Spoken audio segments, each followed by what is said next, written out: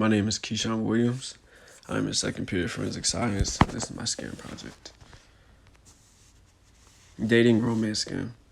The dating romance scam pretty much is very similar to the catfishing scam. Pretty much an individual will engage in relationships with males or females and try to gain their trust, and then in the long run their goal is to ask them for money, and then after they receive the money they leave them. To avoid this, I to avoid this, you shouldn't send money to strangers if you haven't like met in person or like have known them for a very long time. This is something this is more of a tricky one, because even if you do know the person personally, they're still able to scam you and just use you for money. The free stuff scam. These scams are very common. They can pop up on your computer or phone claiming that you can get free items by only putting in your personal information or just paying for shipping sometimes. Except during this scam, you're really not getting a free item. That is too good to be true. The scammer is going to be obtaining all of your personal information submitted to get the free item, and you won't even receive your free item in the end. To avoid this, you just don't fall for free item pop-ups at all. Catfish scam. This catfish scam is very similar to the dating or romance scam.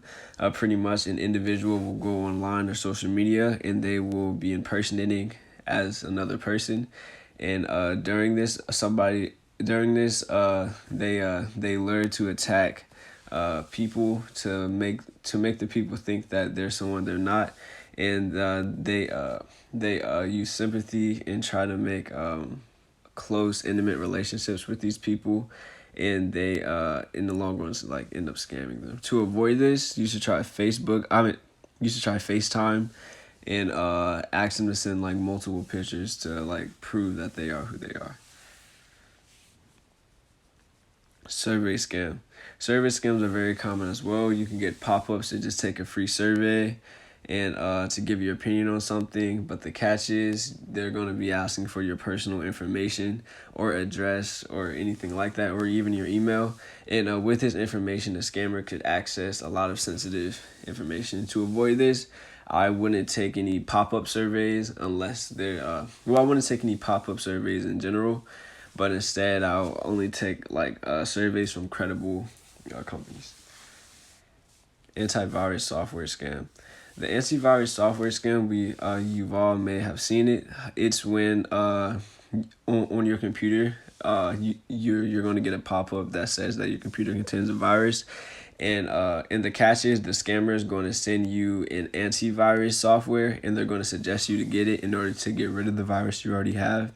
Except in doing this, is going to ask you to pay for that virus, and when you pay for the virus, you're going to be giving your sensitive information, and they're going to be able to scam you.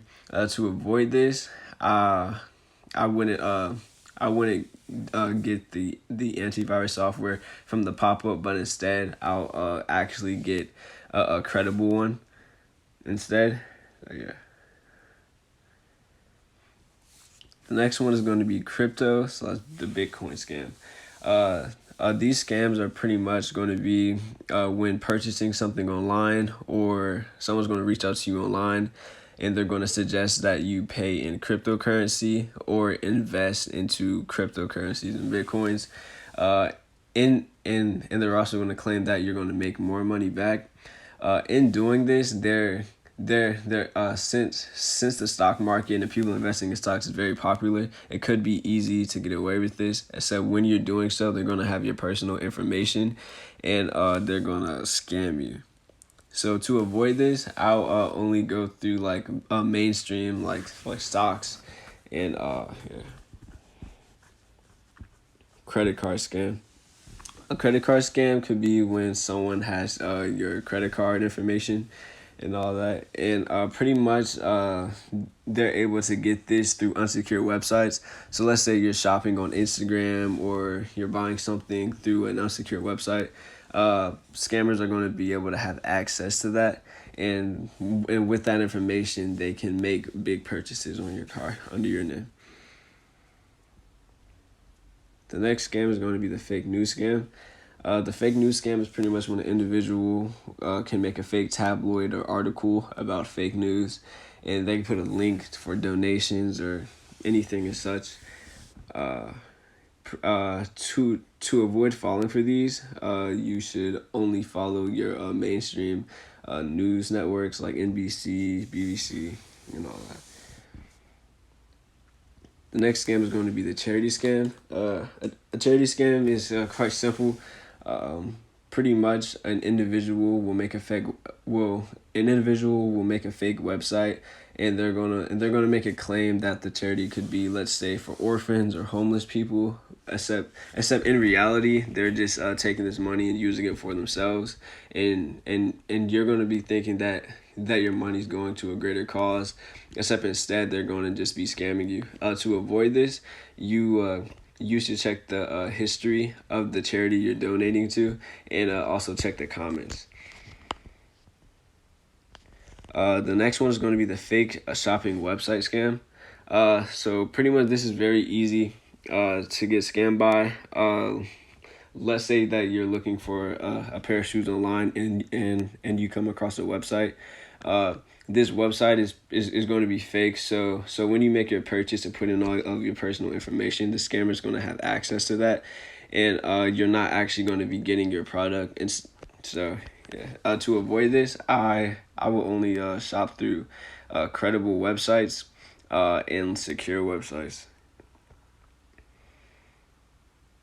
The next one is going to be hijacking or impersonating a Facebook scam. So pretty much an individual will impersonate a famous person or a celebrity, and in doing so, they will use their power of acting like this person and ask people for money.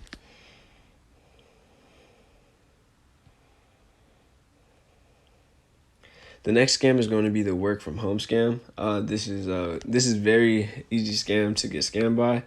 Pretty much you're going to you could get an ad that you can make a great amount of money by working from home. And in this, all you're going to have to do is fill out a survey and give your personal information to get the job. When doing so, the scammers are just going to be getting your personal information, and you're actually not going to end up with a job. So from this, I would avoid any job applications that are like pop-ups in the first place.